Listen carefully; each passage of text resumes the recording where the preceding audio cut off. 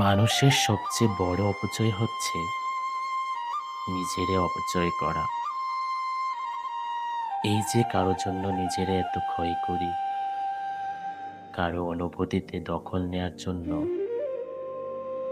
নিজের যত্নে জমানো অনুভূতিগুলো খরচ করি, কারো মনোযোগ পাওয়ার জন্য নিজের পুরো মনোযোগ ব্যয় করি, কিংবা কারো হতে একটু সময় পাওয়ার জন্য নিজের সময়ের বেহিসাবি অপচয় করি। অথচ নিজের দিকে কখনো তাকিয়ে দেখি